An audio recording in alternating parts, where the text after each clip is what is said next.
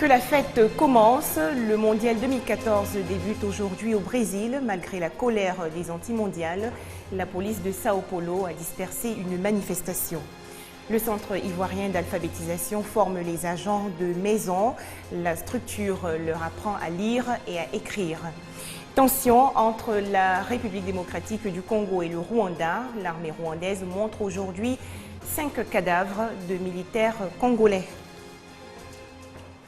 Madame, Monsieur, bonsoir et bienvenue dans votre édition. Laurent Gbagbo sera bel et bien jugé. La Cour pénale internationale confirme à la majorité aujourd'hui les charges retenues contre l'ex-président ivoirien détenu à La Haye. Justement, ce communiqué du gouvernement ivoirien, dans le cadre de la procédure ouverte par la Cour pénale internationale, la Chambre préliminaire a confirmé ce jeudi 12 juin 2014 les charges de crimes contre l'humanité à l'encontre de M. Laurent Gbagbo et l'a renvoyé en procès devant une chambre de première instance. Conformément à cette décision, M. Laurent Gbagbo sera jugé pour les infractions retenues contre lui à l'occasion de la crise post-électorale de 2010 en Côte d'Ivoire, qui a entraîné la mort de plus de 3000 personnes. Le gouvernement de Côte d'Ivoire prend acte de la décision rendue par la Cour pénale internationale. Il réaffirme son attachement au respect du droit des victimes et à la lutte contre l'impunité. Fait à Abidjan, le jeudi 12 juin 2014, Bruno Nabagné-Koné, porte-parole du gouvernement. En Côte d'Ivoire, c'est le Conseil des ministres aujourd'hui au palais présidentiel. Le gouvernement ivoirien a confirmé l'arrestation de Awa Donmelo, ancien ministre de l'équipement et de l'assainissement de l'ex-président Laurent Gbagbo. Awa Donmelo a été interpellé au Cameroun dans le cadre de la coopération entre la police ivoirienne et camerounaise en exécution du mandat d'arrêt émis à son encontre depuis 2011. L'information a été donnée à l'issue de la réunion par Afoussiata Bambalamine, ministre de la Communication et porte-parole adjointe du gouvernement. La cérémonie d'ouverture du Mondial 2014 se déroule au stade de Sao Paulo au Brésil, suivi du tout premier match opposant le Brésil à la Croatie. Le Mondial 2014, malheureusement, dans un Brésil en proie à la colère des anti-mondiales, la police militaire de Sao Paulo a dispersé aujourd'hui une manifestation avec des gaz lacrymogènes et des grenades assourdissantes. Même à 400 km de la Terre, on vit à l'heure du mondial. Nous souhaitons à toutes les équipes au Brésil une superbe Coupe du Monde. Amusez-vous et restez fair-play. Le Brésil commence à vibrer. La fête du ballon rond débute ce jeudi pour un mois. Elle sera beaucoup plus silencieuse que prévu. Les Cachirolas devaient remplacer les Vuvuzelas sud-africaines qui animaient les matchs du Mondial 2010. Mais finalement, ce symbole officiel de la compétition est banni des stades, trop bruyant et surtout trop dangereux s'il était lancé sur la pelouse. Il ne devrait pas bannir la cachirola parce que c'est un instrument brésilien typique que les supporters voudront emporter dans les stades pour encourager leur équipe. 32 équipes et des millions de supporters qui rêvent tous de la victoire. Chacun fait à sa façon pour provoquer la chance. Je fais de la magie pour aider les footballeurs brésiliens à bien jouer. Je demande que le Brésil soit protégé parce que je pense qu'il pourrait avoir des problèmes au quart de finale. Les joueurs brésiliens espèrent bien dépasser les quarts de finale. Jeudi, ils s'entraînaient une dernière fois, tout comme les Croates, leurs adversaires pour le match d'ouverture. Je ne veux pas être le meilleur buteur du mondial. Je veux seulement le titre. J'en ai toujours rêvé. Je veux ce titre de champion du monde. Neymar est un joueur incroyable, l'un des meilleurs au monde, le meilleur joueur brésilien. Mais il y a d'autres excellents joueurs. La compétition se déroulera sur fond de tensions sociales. Les salariés du métro de Sao Paulo ont suspendu leur mouvement, mais ceux de l'aéroport de Rio ont entamé une grève partielle de 24 heures. Au Brésil, rares sont ceux qui oublient que cette belle fête coûte 11 milliards de dollars dans un pays miné par les inégalités. Au chapitre santé, les 12e journées ivoiriennes de pédiatrie autour du thème « Le nouveau-né et sa survie ».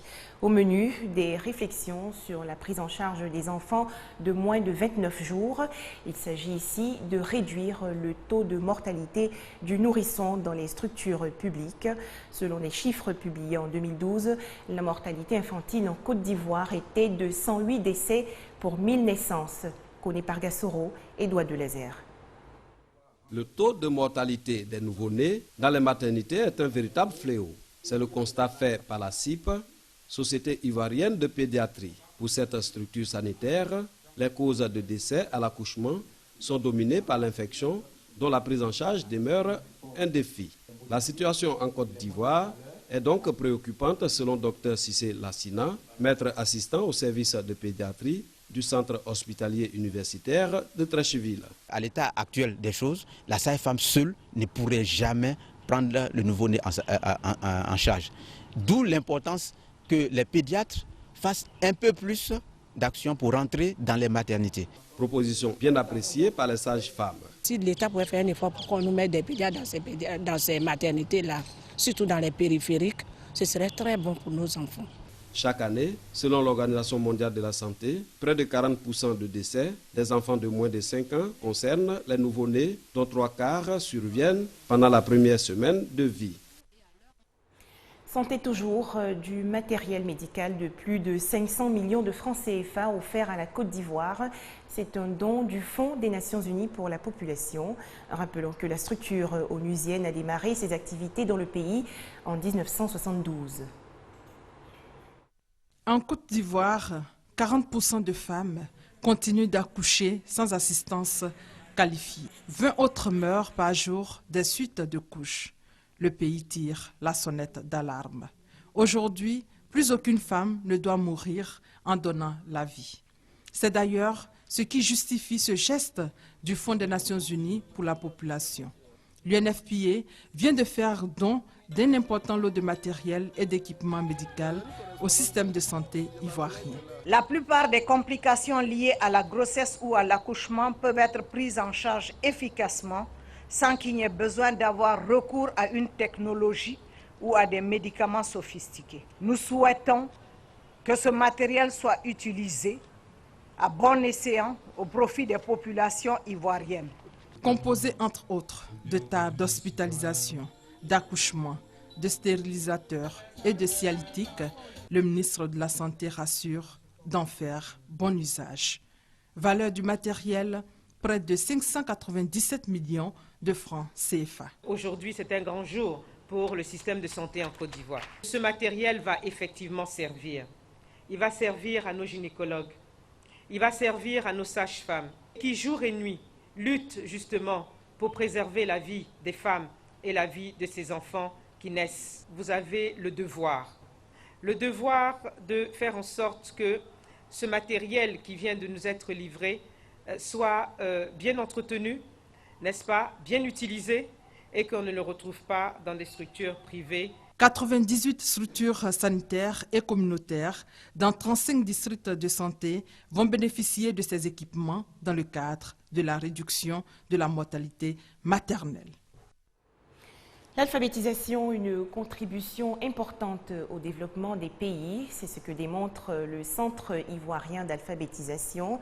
La structure forme les employés de maison, la couche la plus touchée.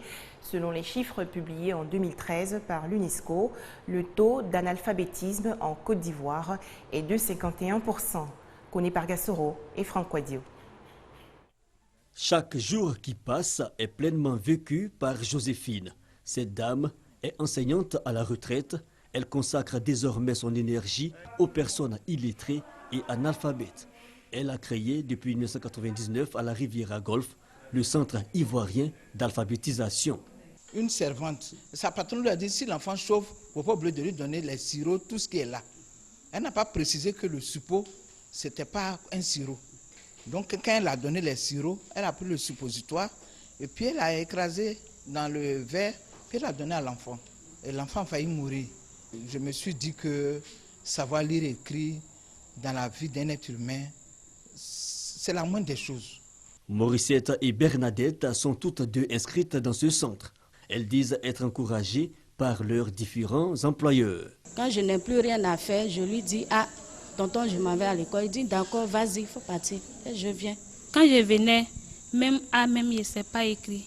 J'ai redoublé 2 fois. Bon, cette année-là, ça va. Ça peut faire même quand on peut me divorcer, même quand je suis mariée. Parce que si tu ne sais pas lire et écrire, ça peut les décourager. Des cas qui font école, Pauline, la quarantaine révolue, décide elle aussi d'apprendre à lire et à écrire. Akuba fait le mélange. Et c'est le petit déjeuner.